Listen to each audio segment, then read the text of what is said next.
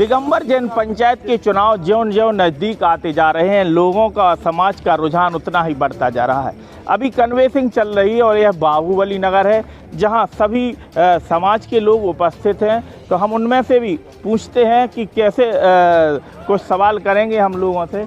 बाबूजी, आप बताएं कि दिगंबर जैन पंचायत के 2 दिन बाद चुनाव संपन्न होने जा रहे हैं, तो क्या लगता है आपको कि जो 9 साल रहा है अभी कार्यकाल, उसमें आपको क्या लगा है? आपने अपने आकलन किया होगा कि क्या हुआ, क्या सही रहा, क्या गलत रहा, बताएं। दिगंबर जैन पंचायत के आज संविधान के मुताबिक हर 5 साल के बाद चुनाव होना चाहिए, लेकिन खेद है कि 9.5 साल के करीब हो गए हैं और चुनाव बामुश्किल जब हाई कोर्ट में भी लोग पहुंच गए और कई एप्लीकेशन प्रशासनों को दी गई, उसके बावजूद भी किसी के दिल पे ये नहीं रहेगा कि हमें संविधान की धज्जियां हम क्यों उड़ा रहे हैं। जहाँ तक कोरोना काल की बात है, कोरोना काल का तो बहाना लिया गया। कोरोना काल के पहले भी इस बात का ध्यान रखना चाहिए था, या सुधार सागर जी महाराज आए थे तो उस समय तो कोई चुनाव होने का प्रश्न ही नहीं होता था। उस बात के लिए हम लोग नहीं कहते, लेकिन संविधान के मुताबिक 5 साल में चुनाव होना चाहिए था। आखिर क्यों नहीं हुआ? इस संविधान की मजाक क्यों उड़ाई गई? दूसरा, हमारा ये कहना है कि ऐसे लोगों को चुना जाए जो कम से कम अपने समय का ध्यान रखें, और ऐसा भी नहीं हो दिगंबर जैन पंचायत की आज तक ऐसी आलोचना किसी अन्य समाज ने या किसी अन्य स्थान के लोगों ने नहीं की। जितनी आलोचनाएं बताते हैं कि 23 या 26 स्थानों से दिगंबर जैन पंचायत ललितपुर की आलोचनाएं की गई। क्यों? इसका जवाब क्यों नहीं दिया गया? आखिर कोई ना कोई बात तो होगी जब तो आलोचना हुई। इसलिए हमारा ये कहना है कि दिगंबर जैन पंचायत में ऐसे लोगों को चुना जाए जो अपने पदों के महत्व पर ध्यान न देते हुए सबसे पहले संविधान की बात का ध्यान रखें। जैसे संयोजक कहते हैं, संयोजक प्रबंध समिति है, संयोजक धार्मिक आयोजन समिति है, संयोजक त्यागीवृत्ति समिति है। तो इस बात को कोई यहाँ ध्यान नहीं देता। केवल अपने पद को बढ़ाने के लिए या अपने लोगों को बढ़ावा देने के लिए इस तरह के संविधान की मजाक नहीं उड़ानी चाहिए, ये हमारा कहना है। हाँ, वोटर लिस्ट के बारे में भी ये बार अफवाहें उड़ रही हैं कि 2 दिन पहले भी इसमें सदस्य बढ़ रहे हैं। अगर ऐसा बढ़ रहे हैं तो ये बिल्कुल कदापि निस्संदेह निष्पक्ष रूप से नहीं मानी जाएगी। ऐसी स्थिति में भी दूसरी बात, जहाँ तक 51,000 रुपया जो फीस की गई, ये भी एक दिखावा है। उन लोगों को चुनने के लिए केवल जो पैसे वाले हैं वो ही आएँ। समाज सेवी जो करना चाहते हैं, आप खुद सोचिए, क्या पूरे भारतवर्ष में ऐसा चुनाव हुआ है जहाँ 51,000 रुपया समाज के पदों के लिए की जाए? दिगंबर जैन पंचायत ललितपुर से मतलब नहीं है। यहाँ भी समाज की सेवा करना है अगर, तो उन समाज सेवियों को चुने जिनके पास पैसा हो या ना हो। विचारणीय प्रश्न ये है कि 51,000 रुपया जो दे करके आएगा और लोगों के पैर छुएगा वोट देने के लिए, तो वो समाज सेवा कितनी करेगा? ये बहुत बड़ा प्रश्न है। वो हर जगह इस बात का मजाक उड़ाया जा रहा है। हमारे पास कई टेलीफोन आए, सबको मालूम है मैं राष्ट्रीय जन संस्थाओं में दिगंबर जैन महासमिति का राष्ट्रीय संगठन मंत्री जैसे पद पर रहा। आपके दिगंबर जैन पंचायत में संयोजक प्रबंध समिति भी रहा, फिर इसके बाद वरिष्ठ उपाध्यक्ष हुआ, मंत्री हुआ, क्षेत्रपाल जी अपने मंदिर के प्रबंधक पद पर रहे, अनेक पदों पर हम रहे, लेकिन इतनी फीस आज तक कहीं नहीं हुई। लोगों के ये प्रश्न बार टेलीफोन से आते हैं। कि मलुआ जी, फीस की बात तो ठीक है जो हो गई, लेकिन सबने चुना है, अब उस पर चुनाव भी लड़ रहे हैं। लेकिन कई समाज के द्वारा ज्वलंत प्रश्न उठ रहे हैं, उसके बारे में आपका क्या कहना है? कि जैसे कि कहा जा रहा है कि अभी तक जो पंच कल्याणक हुआ उसका आय व्यय नहीं बताया गया। अभी किसी भी मंदिर में आय व्यय का लेखा जोखा पिछले 9 साल के अंतराल में जो वहाँ भी नहीं चिपकाया गया। ये सवाल आ रहे हैं, इसमें आपका क्या कहना है?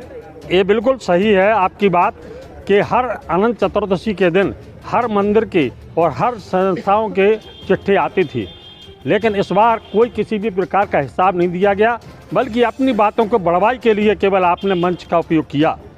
ऐसी स्थिति में हम उनको ही चुने जो बराबर हिसाब दें, अपने सभी गुरुओं का आदर सम्मान करें, चाहे वो किसी भी संत का हो, चाहे और किसी भी संत के नाम का उपयोग भी नहीं करें, ना किसी की उम्र के बारे में तकाजा करें। उम्र से कहीं कुछ नहीं होता है। आपने अनुभव की बात को ध्यान में रखते हुए वोटरों को वोट देना चाहिए, ये हमारा कहना है। एक प्रश्न और उठता है कि जो न्यायालय में जो भूमि जैन समाज की चल रहा है, विचाराधीन है मामले, उसमें भी कहा जा रहा है कि उसकी देखरेख नहीं की गई है, उसमें भी कुछ फिर से अपील करने की नौबत आ रही है, इसमें क्या कहेंगे? हमारा कहना ये है कि उसमें तो आप स्वयं देख रहे हैं कि अपन कितने निष्क्रिय हैं और कितना अपन उसका फ़ायदा उठाते हैं। हम इसलिए यहाँ ये कहना चाहते हैं कि हमने, जब मैं प्रबंधक के पद पर था, तो अनेकों मुकदमे अपने स्वयं बहस कर करके अपने पास फैसले हैं, उन फैसलों के हिसाब से निर्णय कराए। लेकिन खेद है कि परम पूज्य मुनि श्री को इस बात को नहीं बताया गया और अनेकों तरह से उनसे समझौते किए गए और जितने मुकदमे हार रहे हैं या जिनमें अपना समय बढ़ रहा है, उसमें अपनी निष्क्रियता ही है। अपन को थोड़े आगे बढ़ कर के ऐसे लोगों को चुने जो उन समाज के, जो हमारे मुकदमा विचाराधीन है या जो ज़मीन हमारी विवादित है, उनका उपयोग करें। जैसे कि अपनी कई ज़मीनें हैं, कई लोग इस बात को कहते हैं कि मैं इस सत्ता का बड़े पद पर हूँ, मैं इस सत्ता का बड़े पद पर हूँ, तो फिर उन्होंने उस सत्ता का उपयोग हमारी ज़मीनों को छुड़वाने में क्यों नहीं किया? आज तक इन बातों को क्यों बड़वाई करते रहे? हम मंच माला पे तो आप पैरते रहे, पगड़ी पैरते रहे, कितने बड़े पदों पे आ गए, लेकिन उनका उपयोग उन्होंने ज़मीन को छुड़वाने में नहीं किया।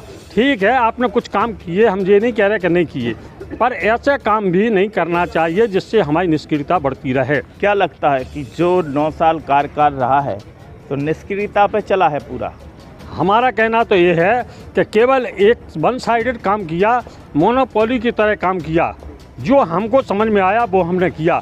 हमने कहीं भी, हम इस मंच के द्वारा और भी कई बातें हैं जो कानून के विपरीत हैं, वो दिगंबर जैन पंचायत की ये बिल्कुल खुली अवहेलना है, संविधान की अवहेलना है और इस तरह के कार्य करने से दिगंबर जैन पंचायत का नाम नहीं होता, बल्कि इसमें अपनी नौका ही डूबती है। जी, कई ज्वलंत सवाल हैं समाज के जिनसे हम पूछने की कोशिश करेंगे कि कई ऐसे समाज के लोग हैं जो इस बारे में अपना बयान देंगे कि क्या कुछ रहा है इन 9 सालों में। मिलते हैं आगे फिर इसी कन्वेंस के दौरान लोगों के विचार जानने को। कई लोग मौजूद हैं जिनसे हम फिर जानने की कोशिश करते हैं कि क्या रहा 9 साल का कार्यकाल और बताएंगे क्या कमी रह गई, यदि फिर भी जो चुन के आते हैं और वह क्या सुधार कर पाएंगे। हम लोगों से जानते हैं क्या दिगंबर जैन समाज के जो चुनाव हो रहे हैं ये गलत तरीके से हो रहे हैं, संविधान में इसका नहीं है। हमने इसकी शिकायत की है कि पहली बात तो 51,000 रुपये फीस बहुत ज़्यादा है। दूसरी बात, वोटर लिस्ट में तमाम जो मृत व्यक्तियों के नाम है, जीवित व्यक्तियों के नाम नहीं है, जिससे 2-3 हज़ार व्यक्तियों के नाम नहीं है। तीसरी चीज़, सदस्य का है जो एक वोट, मतलब 15 वोट डालेंगे, 20 वोट डालेंगे तो अनवैलिड की स्थिति बनी हुई है। इसलिए हमने न्यायालय में इसकी वो भी एप्लीकेशन भी दी थी, लेकिन उस पर कुछ सुनवाई नहीं हुई। जो चुनाव अधिकारी हैं, हम लोगों मतलब आम पब्लिक के कोई वोटर लिस्ट में नाम नहीं जोड़ रहे, जो उधर के ऊपर से प्रेशर है उन लोगों के नाम जोड़ रहे हैं। तो हमारी तो कोर्ट न्यायालय से हमने कंप्लेंट भी की थी इस बारे में, लेकिन अभी तक कुछ नहीं हुआ है। और चुनाव चौमासे में होना नहीं चाहिए जो अभी हो रहा है, और 5 साल लेट हो रहे हैं। इस पर भी मतलब ये गलत हो रहा है। आरोप प्रत्यारोप तो लगते ही हैं। चुनाव एक ऐसा विषय है कि जिस पर आरोप और प्रत्यारोप तो चलते हैं, लेकिन फिर भी 15 तारीख के चुनाव के बाद कौन किसके सिरोधार होगा, किसके सर अध्यक्ष पद और संयोजक पद और मंत्री पद आएगा, यह तो आने वाला समय ही बताएगा।